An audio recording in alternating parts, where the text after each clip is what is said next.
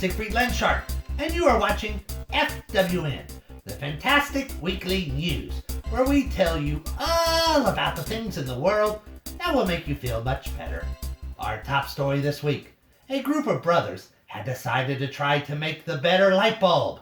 5 brothers named Tom Watts, Bill Watts, John Watts, Alex Watts, and Ned Watts got together in a brainstorming session to invent a light bulb that can burn brighter than any bulb, with very little power and never need replacing.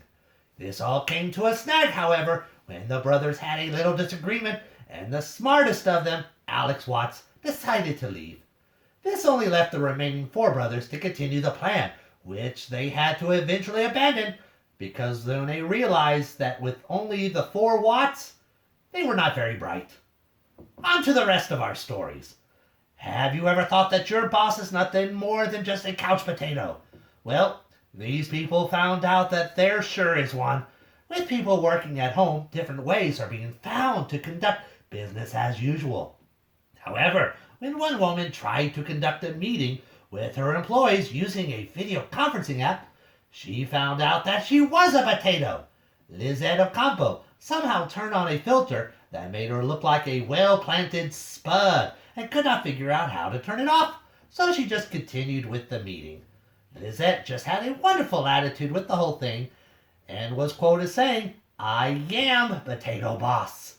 I just wonder if she also mentioned to her employees that the business will now be ran as a dictatorship. And I have seen some pretty serious dance-offs before, but this one is definitely one of the best. A young girl who absolutely loves her papa challenged him to a dance-off. The 81-year-old man decided to bring it, and the two met and danced away. I personally think it may be a draw in who won, but whoever did, I think you need to challenge this guy next. Now, time for us to go to our rock Harvey for today's weather. Harvey, what is the weather like today?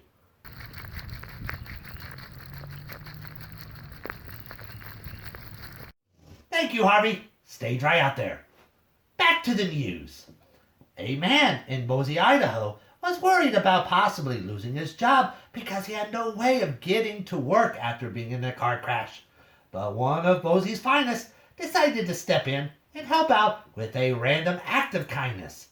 Corporal Orton gave the man his bike, and to make sure that all his I's were dotted and T's are crossed, he even registered it for him before handing it over. The story was shared on the Boise, Idaho's Facebook page with the hashtag "Kindness is contagious too." And I think that is good motto we can all follow. When kids have birthday parties, they usually want everyone there, and why not? After all, the more the merrier. But how would you feel if an entire police department showed up to your house to celebrate your birthday? That is what happened for one little girl who lives in Houston, Texas. Happy birthday, dear Ruby. Happy birthday to you. The young lady named Rebe turned 6 years old, and to her surprise, South Houston Police and Fire Department decided to make her day and held a little drive-by parade in front of her house, all the while singing happy birthday and handing her presents. Like the saying goes, it is her party and she has the right to cry.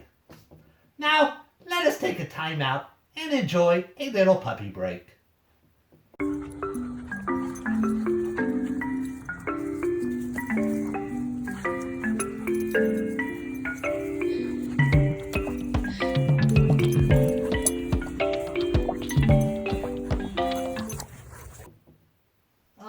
Cute stuff. Wouldn't you all agree?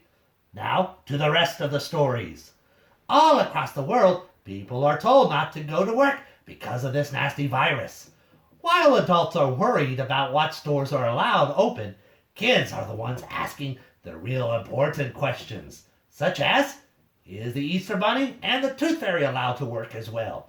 Well, to answer that question, I bring you the words of the New Zealand Prime Minister, who responded with, Easter Bunny, have you considered any exemption for the Easter Bunny because of course it would be breaking the bubble of many families. Yes, you'll be pleased to know that we do consider both the Tooth Fairy and the Easter Bunny to be essential workers.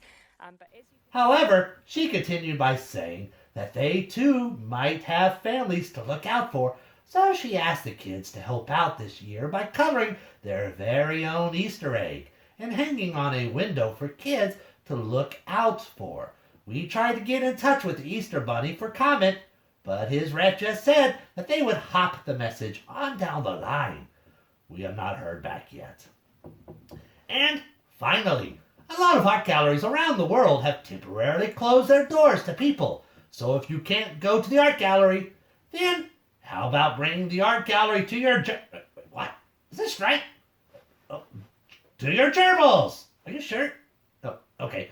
A couple decided to spend their free time and constructed a miniature art gallery for their two little rodent friends. The art gallery was filled with several rodent takes on classical paintings, which they two gerbils were caught on tape enjoying. However, after some time, they got bored and decided to chew the scenery.